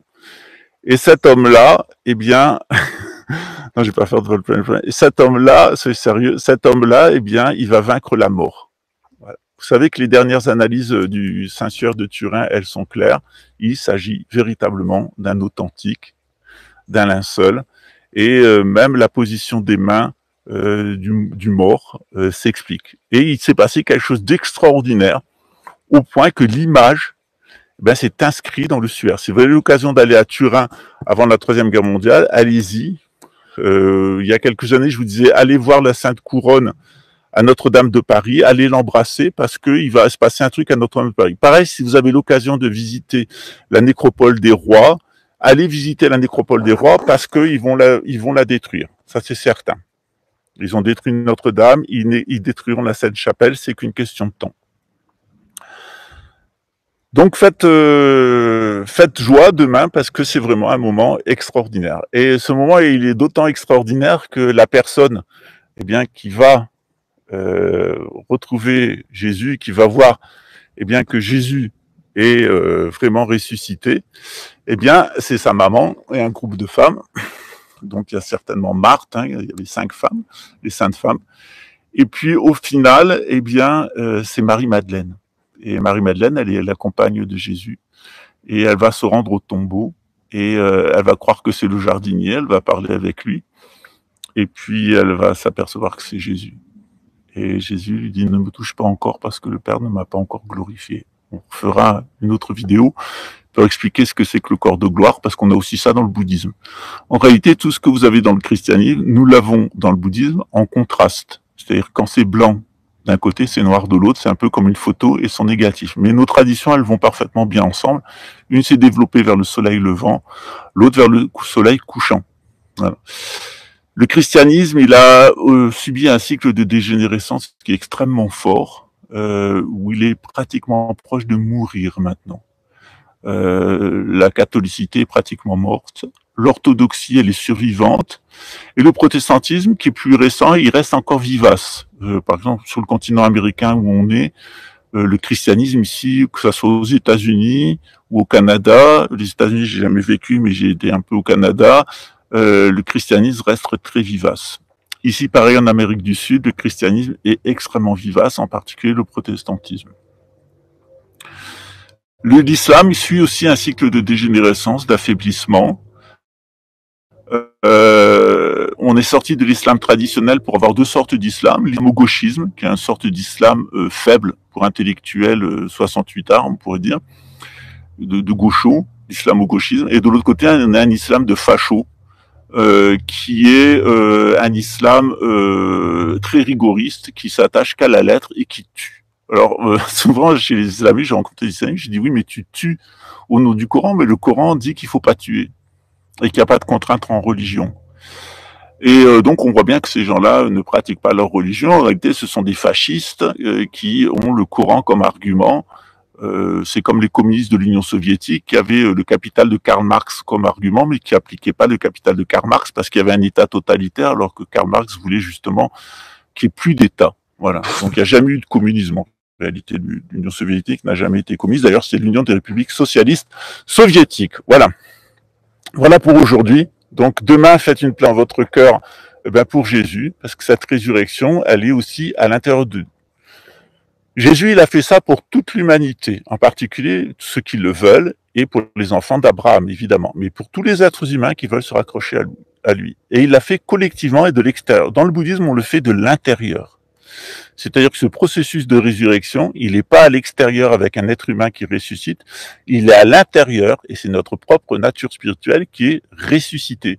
Ça s'appelle l'éveil de Kundalini. Alors, il y a des personnes qui vous diraient que l'éveil de la Kundalini, c'est dangereux, que ça brûle les tissus de l'Atman, etc. Tout ça, ça n'existe pas dans le Kundalini Yoga. C'est-à-dire quand vous regardez ce que dit la théosophie, Alice Bailey, etc., et Jung et compagnie, sur le bouddhisme et l'hindouisme, ça n'existe pas dans ma tradition. Ça fait maintenant plus de 30 ans que je pratique le Kundalini Yoga et le bouddhisme tibétain, et je peux vous assurer qu'il n'y a pas un seul mot de ce que raconte Blavatsky, de ce que raconte Bailey, de ce que raconte la théosophie et le New Age sur la Kundalini. Tout ce qui est dit dans le New Age sur le processus de Kundalini, c'est vraiment des histoires de ouf, c'est vraiment des histoires à dormir debout, les petits moucherons. Donc ne vous laissez pas embobiner. Il y a quelques jours, j'avais une conversation avec un monsieur qui pensait qu'il allait me faire rentrer dans la Rose-Croix. Voilà, il y a des fous partout. Et donc, il commence à me parler de la Kundalini, des chakras dans le christianisme, etc. Je dis, ben, s'il y avait des chakras dans le christianisme, pourquoi vous employez le mot chakra, qui est un mot sanskrit? Pourquoi vous prenez un vocabulaire de ma tradition spirituelle? Il n'y a pas de mot pour chakra dans le christianisme? Voilà. Alors, bon, il m'a parlé de Max Handel, des Rose-Croix, etc. Tous ces trucs-là, ça a été fabriqué au XVIIIe, au XIXe siècle.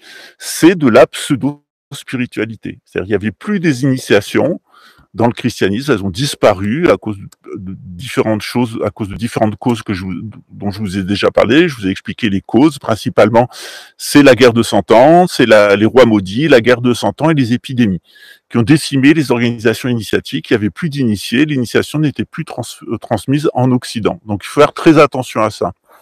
Et comme l'initiation avait disparu, le vocabulaire de l'initiation a disparu. Le vocabulaire de l'initiation, c'est l'ésotérisme.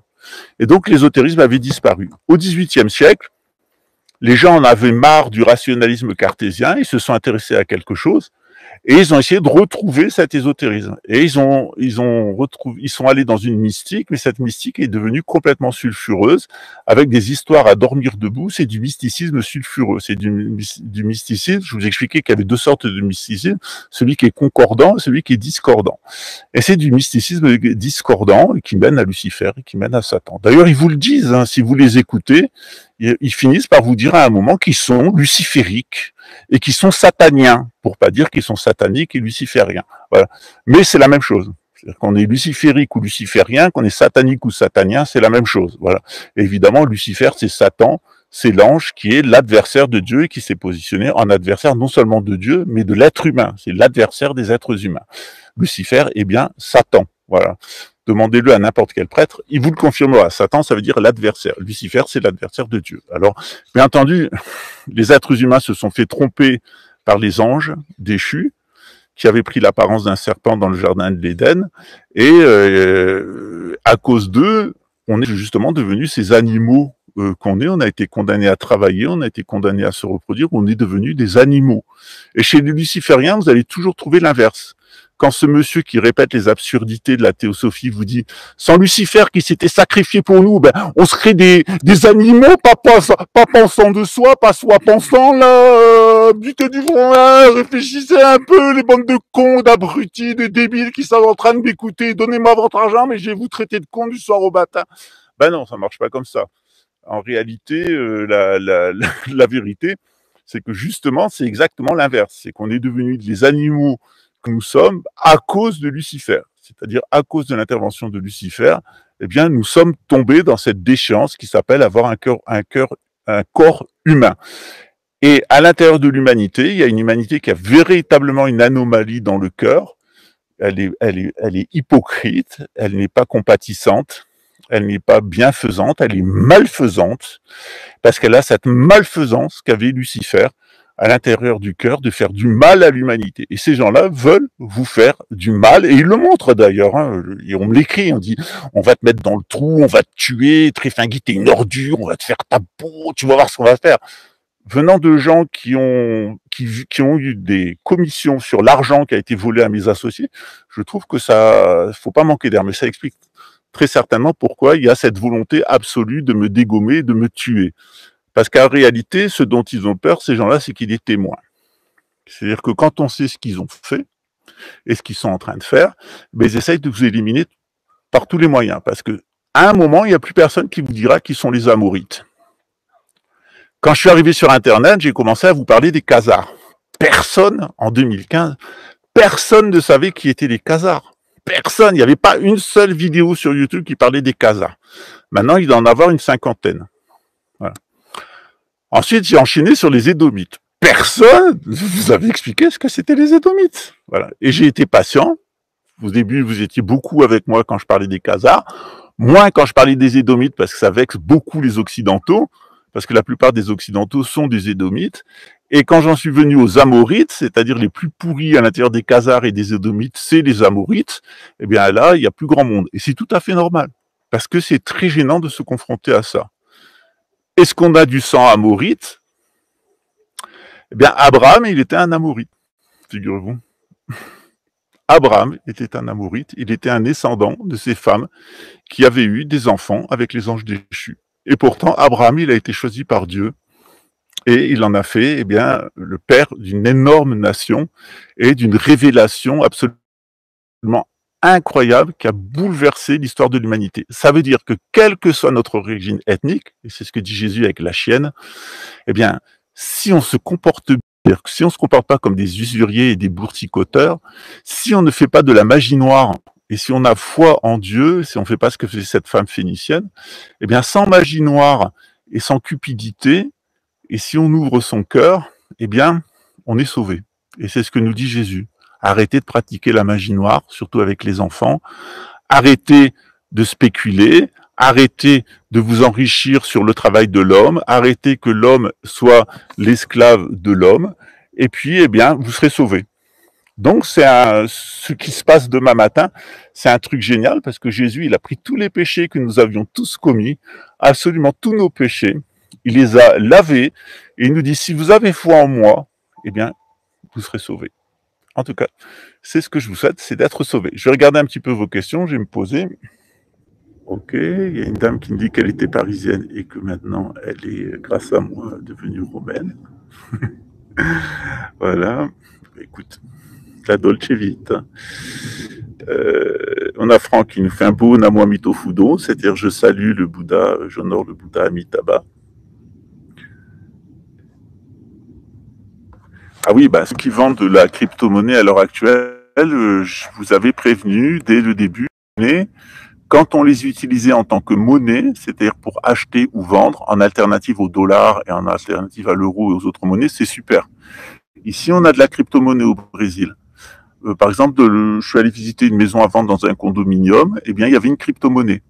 C'est-à-dire qu'il y a la propre monnaie à l'intérieur du condominium qui ne peut pas sortir du condominium. Et au bout de 3 mois, elle n'a plus de valeur. Donc, vous pouvez la dépenser que dans le condominium et vous pouvez, au bout de 3 mois, elle n'a plus de valeur. C'est-à-dire pas de capitaliste. Ah, c'est une bonne chose. Pas des gens qui capitalisent. Donc, l'argent, la valeur de l'argent ni ne monte ni ne descend. C'est toujours la même. Et en même temps, on fait fonctionner les gens qui sont autour de soi et qui produisent localement. Ça évite, on achète le soda ou la bière dans son condominium, ou on achète des meubles dans son condominium, etc. Ça évite que l'argent sorte du condominium. Et tout le monde s'enrichit parce qu'on n'enrichit plus des banquiers. Donc ça sert à ça. Par contre, quand on fait des crypto-monnaies pour spéculer, c'est pas bien.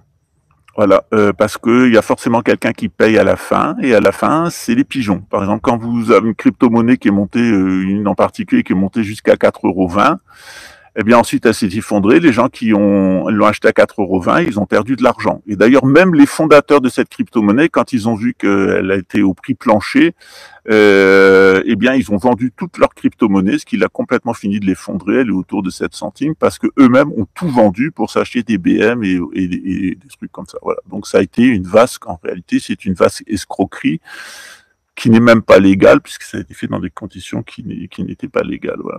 Pour parler de celle-là en particulier. J'explique un petit peu mieux pourquoi il y a des gens qui ont essayé de m'assassiner pour me faire taire, que ça soit ici, ou des gens qui ont essayé de m'assassiner judiciairement et qui sont allés jusqu'à me menacer de mort sur ma propre chaîne. Voilà.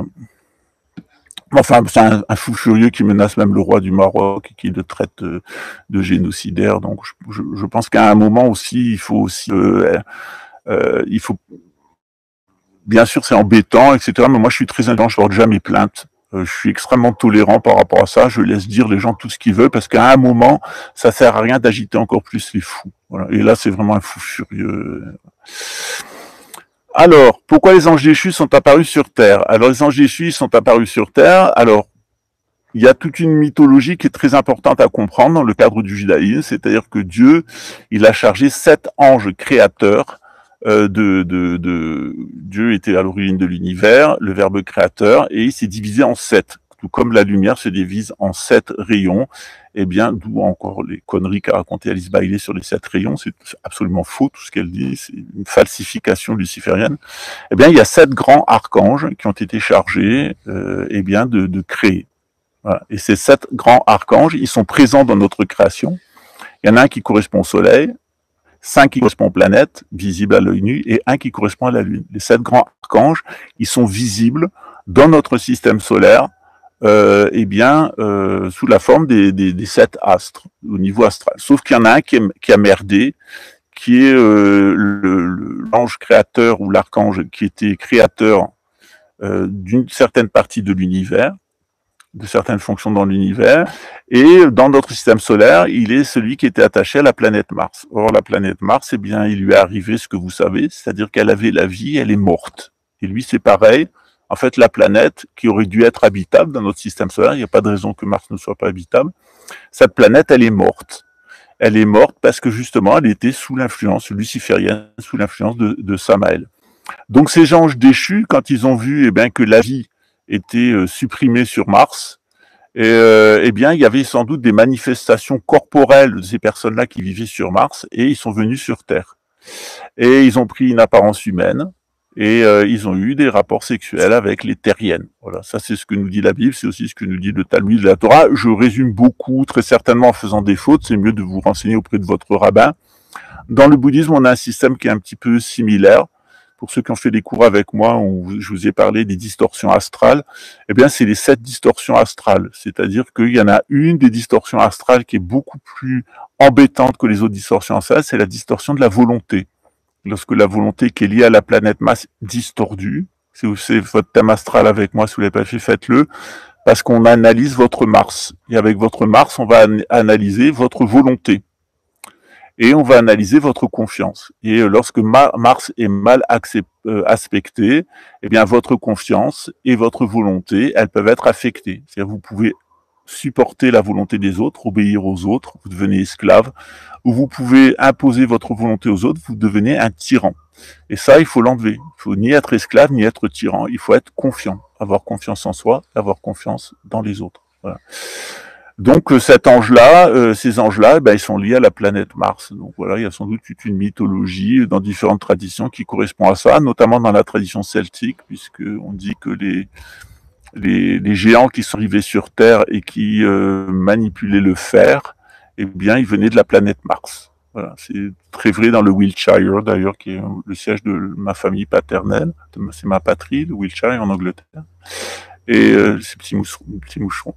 Et donc, eh bien, il y a un culte qui est rendu à Mars, à la planète Mars. Il y a même des endroits de la topographie du Wiltshire qui ont été entièrement remodelés à main d'homme pour que ça ressemble à des zones équivalentes sur la planète Mars. C'est tout le projet Avalon, qui est complètement pourri par la théosophie, mais qui a montré qu'il y avait des similitudes de relief et que ça avait été fait sciemment de main humaine. Voilà. Maria, toujours vaillante après 40 cours. Toujours. Maria, elle est insubmersible. Elle était même à l'intérieur du Titanic. Elle a survécu sur une planche. Voilà.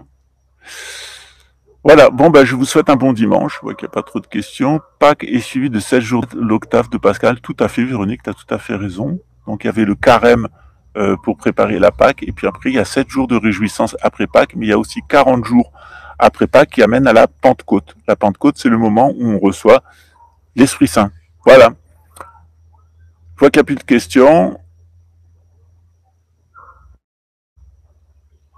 C'est catastrophique sur YouTube, ça continue à vendre des cryptos et les Français. Bah oui, tant qu'il y aura des pigeons, qu'est-ce que je te dire, tant qu'il y aura des gens, il y a des mamans qui me téléphonent catastrophées parce que leur fils veut s'engager dans la police ou dans l'armée. Et on me dit bon il va s'engager dans l'armée parce que il y a un bon salaire pour être pilote de char et j'ai peur, etc. Mais avec la protection de Dieu, il lui arrivera rien. C'est pas la peine de tenter Dieu. C'est mieux de pas rentrer dans l'armée parce que c'est la meilleure façon de se retrouver en Ukraine. Hein.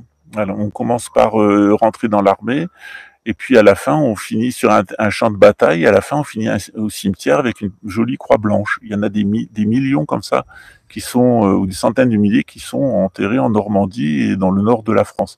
Ça, c'est à vous de voir. Mais quand j'étais petit, au scout, on me faisait chanter une chanson qui était la suivante.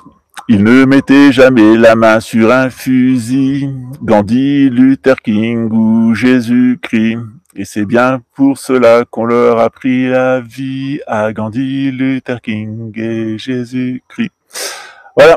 Je vous souhaite un bon dimanche de Pâques, un bon lundi de Pâques. Et si vous avez trouvé des œufs au chocolat et des petits lapins au chocolat, eh bien mangez-les parce que le chocolat, c'est rempli de magnésium et ça rend optimiste. Et il va falloir rester optimiste parce qu'on va vraiment passer 3 années et demie prochaines très difficiles.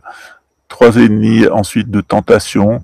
Et puis la délivrance, elle est pour 2031. Donc on n'a jamais été aussi près. Donc c'est pas le moment de lâcher prise. Voilà, on a encore besoin de vous. Ciao.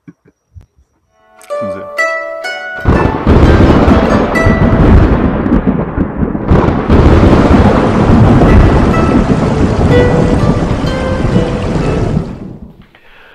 Au nom du Père et du Fils et du Saint-Esprit, c'est ça.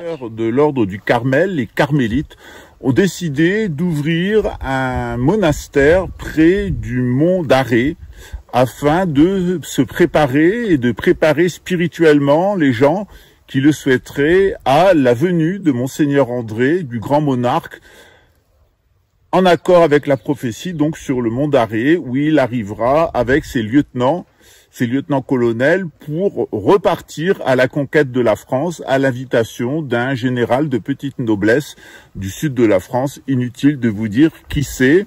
Il sera aidé principalement par la Marine nationale, par Saint-Cyr, Bretagne, et par des militaires français qui ne baisseront pas la culotte ni devant les forces algériennes et l'islamo-gauchisme dans le sud de la France, ni les Orléans et les Russes et leurs alliés iraniens, etc., dans le nord de la France. Donc la reconquête, elle aura lieu à partir des monts d'Arrée, à partir de la Bretagne, Nantes sera entièrement détruite, ça lui apprendra de faire des Hellfest, mais à Rennes, nous nous battrons, nous gagnerons la bataille de Rennes et bien d'autres batailles puisque nous arriverons en peu de temps à libérer notre pays des forces d'occupation russes.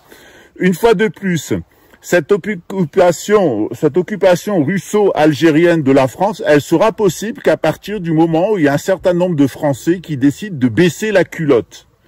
Donc ce qu'on vous propose, c'est de vous préparer spirituellement avec ce monastère du Mont d'Arrée. Donc ce sont des carmélites qui seront chargés de vous préparer d'un point de vue spirituel. Quant à nous, on verra ça au printemps avec la reconstitution du régiment Picardie. Eh bien, on permettra aux hommes qui le souhaitent de rejoindre Monseigneur André et de former une force militaire de frappe pour libérer notre pays. Une fois de plus, eh bien, la Bretagne, Breitz, Mabro, évidemment en avant.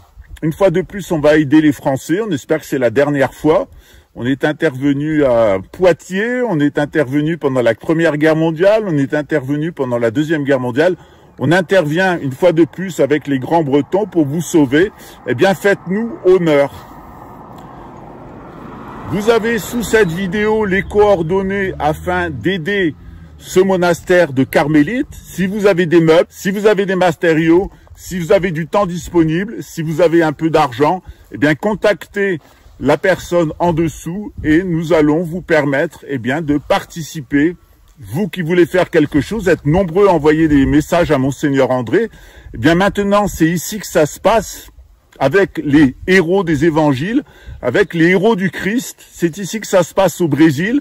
C'est en France aussi que ça se passe avec les carmélites et d'autres ordres qui nous ont rejoints. Je vous l'avais dit, on peut compter sur les religieux réguliers français, c'est-à-dire les monastères.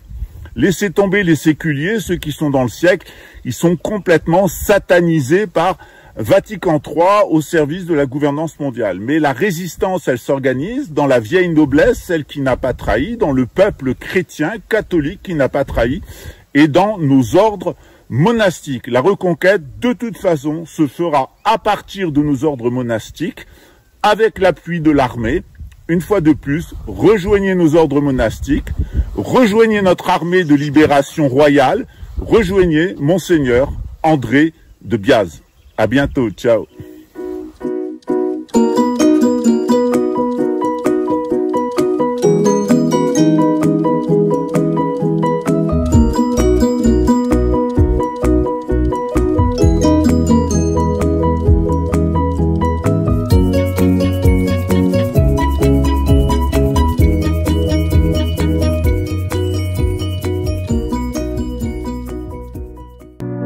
Paris à Marseille, je te découvre. Mon cœur bat pour toi, ma douce France. Dans chaque ville, dans chaque rue, je ressens ton âme, ta vertu. De Paris à Marseille, je te découvre. Mon cœur bat pour toi, ma douce France. Et chaque jour, je te chéris. Dans tes couleurs, je trouve ma vie. Ton histoire, ta beauté, je l'écris. Mon amour, ma France adorée. Dans tes bras je veux rester. Mon amour, tu es ma fierté. Ma France, je t'aimerai pour l'éternité. Pour l'éternité. Pour l'éternité. Pour l'éternité. Des champs de lavande au coup de bretonne, je suis envoûté, ton charme zone. Chaque coin, chaque recoin raconte une histoire, un doux refrain. Chaque jour je te chéris, dans tes couleurs je trouve ma vie. Ton histoire, ta beauté, je l'écris. Mon amour, ma France adorée, dans tes bras je veux rester. Mon amour, tu es ma fierté. Ma France, je t'aimerai pour l'éternité. Pour l'éternité. Pour l'éternité. Pour l'éternité. Pour l'éternité. Pour l'éternité. Pour l'éternité. La Seine murmure des secrets anciens. Les Alpes se dressent témoins sereins. de l'histoire, de l'amour et de la paix. Pourquoi, oh pourquoi t'es si parfaite? Je vis ma vie dans ton éclat, sans toi ici rien ne va. Je vis comme ça dans ta lumière, ma France, je suis fier. Et chaque jour je te chéris, dans tes couleurs je trouve ma vie. Ton histoire, ta beauté, je l'écris. Ma France adorée, dans tes bras je veux rester. Mon amour, tu es ma fierté. Ma France, je t'aimerai pour l'éternité, pour l'éternité, pour l'éternité, pour l'éternité, pour l'éternité, pour l'éternité. Accord, murmure des secrets anciens. Les Alpes se dressent témoins sereins de l'histoire, de l'amour et de la paix. Pourquoi, oh pourquoi t'es si parfaite?